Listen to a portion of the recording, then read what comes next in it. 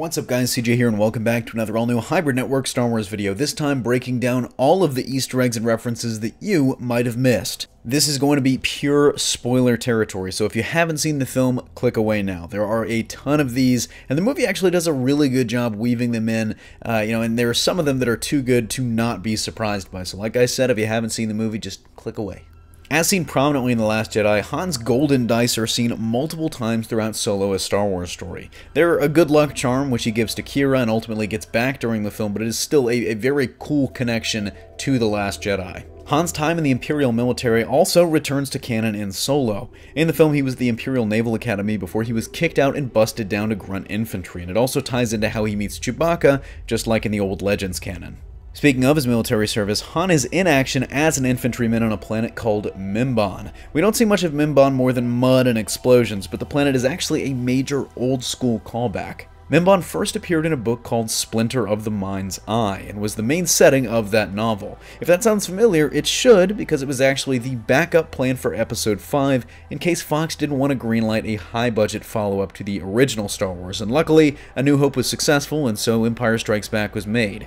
Ironically, Splinter of the Mind's Eye did not include Han Solo. As we've discussed in previous videos, the Cloud Riders themselves are an incredibly deep cut. They first appeared in Marvel Comics Star Wars number 8 in 1978, and in that comic they were a swoop gang terrorizing a village that Han and Chewie helped save, Magnificent Seven style. One of the major features of the film is the iconic Kessel Run. In Solo, the only known safe route out of Kessel, which is 20 parsecs long, is blocked by a Star Destroyer. To shake the TIE fighters on their trail, Han makes the decision to travel through the Maelstrom, a massive electrical storm full of colliding asteroids and massive alien creatures. While they're waiting for L-33T's Navi computer to calculate a safe hyperspace route out, they run into the Maw, a massive gravity well absorbing everything around it. And when all is said and done, Han of course makes the run in 12 parsecs, if you round down. While the Kessel Run is an obvious reference, longtime Star Wars fans should recognize the Maw, although here it's been changed from a black hole cluster to just one gravity well. Another classic deep-cut reference comes really out of nowhere. In the film, Qi'ra proves herself an extremely capable fighter in one scene, and why? Well,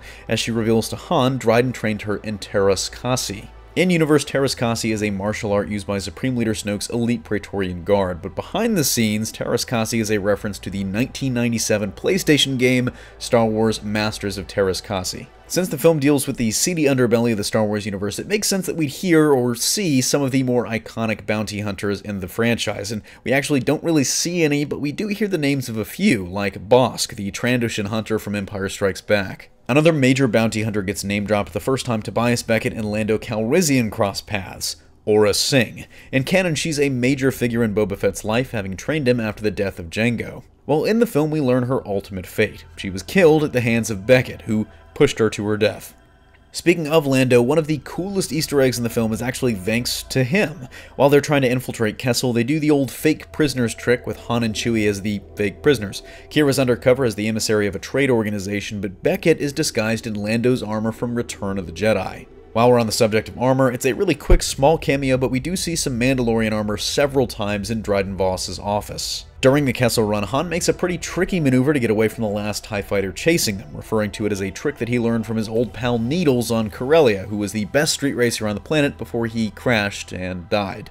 While the ultimate fate is definitely different, a street racer named Needles seems to be a little nod to the character of the same name in Back to the Future. Towards the end of the film, we get multiple nods at Jabba the Hutt, referred to by Beckett as a big-shot gangster putting together a crew, and who Han and Chewie are headed to join up with at the end of the film. One of the biggest running gags is that a number of Han's iconic lines in the original trilogy appear in this movie, and always with a twist. The lines are usually 100% the opposite of what they're actually supposed to be. Chalk it up to naivete, whatever it is. Case in point, Han says during the Kessel Run that he has a really good feeling about this versus the iconic, I've got a bad feeling about this. At one point, Lando tells Han that he hates him, to which Han replies with the iconic, I know. And last but not least, in one of the most iconic and memorable scenes in the movie, Solo faces off with his mentor Tobias Beckett, who had just double-crossed him, Qi'ra, and Chewie.